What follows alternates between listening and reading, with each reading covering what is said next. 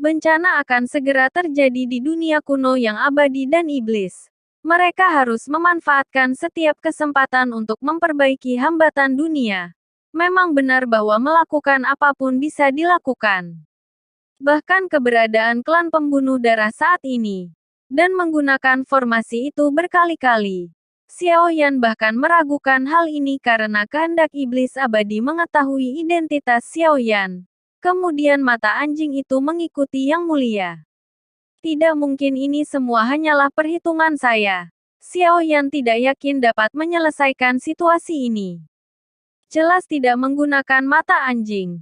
Tempat ini membatasi kekuatan jiwa. Maka Xiao Yan hanya bisa menggunakan Jilei.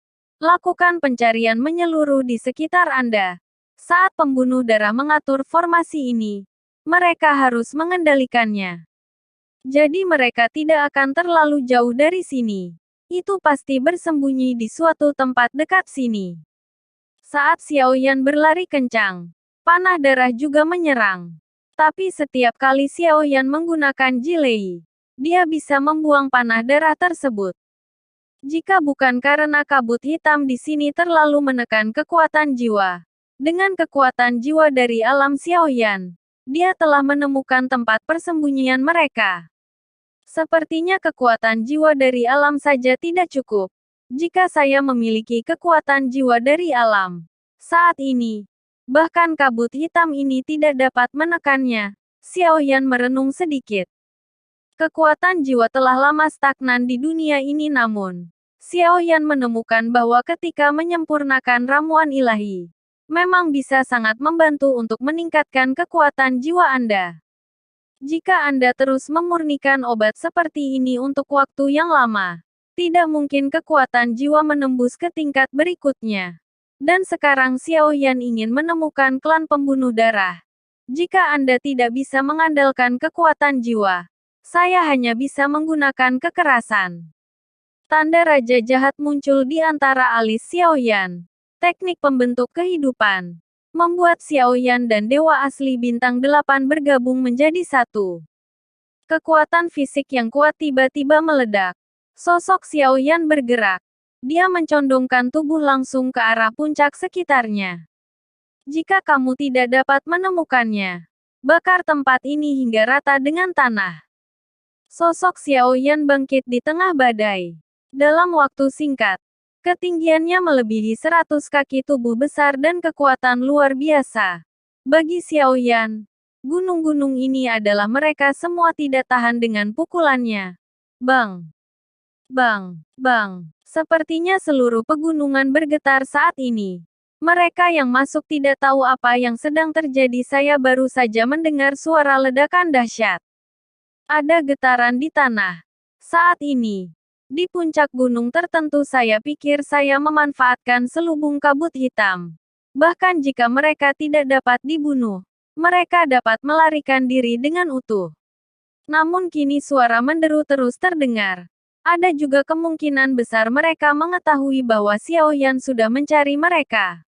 Ledakan. Tepat ketika mereka masih memikirkan bagaimana melakukannya, puncak gunung tempatnya berada tiba-tiba dilanda kekuatan penghancur yang dahsyat. Hancur seketika dan berubah menjadi puing-puing yang tak terhitung jumlahnya. Tiba-tiba selusin sosok beterbangan. Mata Xiao Yan menyipit. Segera cari pemimpin pria berjubah darah. Dan saat Xiao Yan mengunci yang terakhir melarikan diri dengan kecepatan sangat tinggi. Xiao Yan tidak akan membiarkannya lolos kali ini. Jika kamu mengejarku, mereka semua akan mati. Pria berjubah darah itu merasa kulit kepalanya meledak. Karena angin kencang di belakangku kembali menerpa. Tapi kali ini dia sudah mempersiapkannya terlebih dahulu. Setelah menyadari bahwa tidak ada cara untuk melarikan diri, pria berjubah darah tiba-tiba berbalik. Dia mengangkat tangannya dan darah muncul dari udara. Kemudian langsung mengembun menjadi perisai darah yang tebal. Ledakan. Suara tumpul meledak di perisai darah. Pada saat yang sama sosok pria bertubuh berjubah darah itu melesat ke belakang dengan kecepatan tinggi. Mengangkat tanganmu. Sebuah peti mati muncul. Dia langsung masuk ke peti mati. Aku ingat kamu. Kamu menyinggung klan pembunuh darahku. Anda akan dipotong-potong. Peti mati itu sangat cepat. Saat Xiao Yan menghancurkan perisai darahnya dan bersiap untuk mengejar lagi, jaring darah muncul. Meski hancur dengan satu pukulan saat ini, di bawah kabut hitam, peti mati itu menghilang lagi. Mata Xiao Yan dingin dan tegas. Tanpa diduga, dia bisa melarikan diri. Tapi kali ini mereka harus membayar lebih. Tuannya sudah pergi. Lalu ini sisanya. Xiao Yan bergerak dan segera mengejar. 8 orang tewas. Termasuk orang yang melarikan diri. 4. Setelah beberapa saat, Xiao Yan bergumam pada saat ini. Suara pertarungan yang keras akhirnya perlahan berhenti. Ketika Xiao Yan kembali ke posisi sebelumnya. Tapi itu membuatnya mengerutkan kening. Apakah kamu salah jalan? Xiao Yan melihat sekeliling. Di sini berantakan. Datang ke sini dengan ingatannya. Di bawah kabut hitam untuk sesaat. Dia benar-benar bingung. Karena keempat orang Zhonggu hilang di sini. Xiao Yan segera meluncur dengan kecepatan penuh.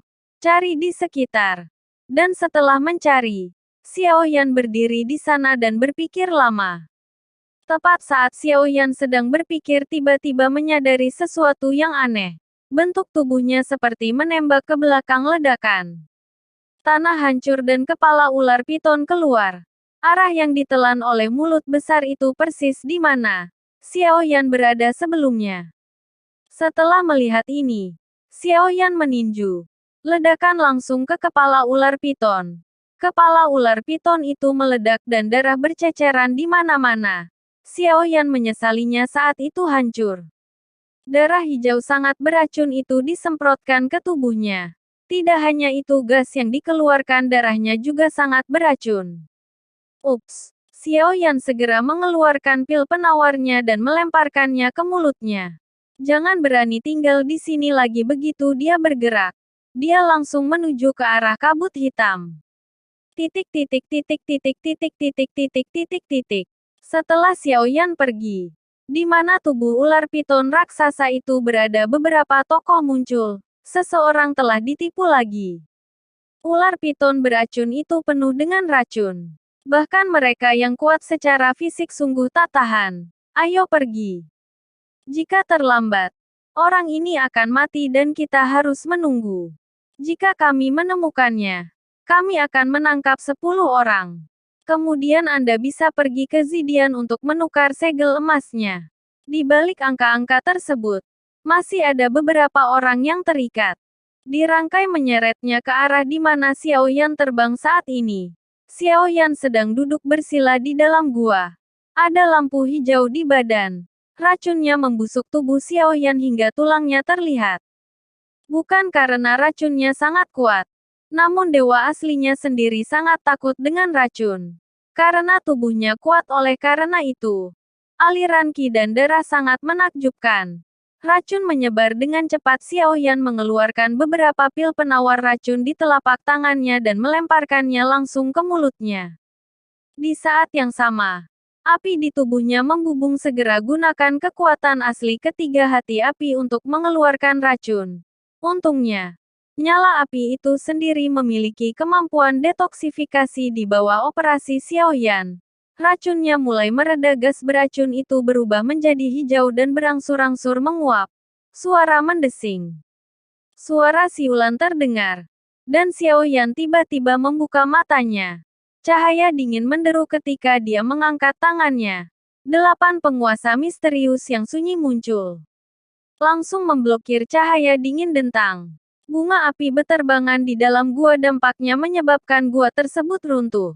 Sosok Xiao Yan segera keluar dari reruntuhan. Memegang penguasa Bahuang Xuanzong dan melihat ke kejauhan. Yo! Dalam waktu sesingkat itu, racunnya sudah sembuh. Sebanyak 3 angka datang perlahan. Pembicara memiliki mata yang ramping. Sudut mulutnya yang terangkat dipenuhi perasaan menyeramkan. Tubuh Xiao Yan dipenuhi api saat ini. Sepertinya sudah didetoksifikasi, namun nyatanya masih ada racun yang tertinggal di dalam tubuh, belum sempat menghilangkannya sepenuhnya.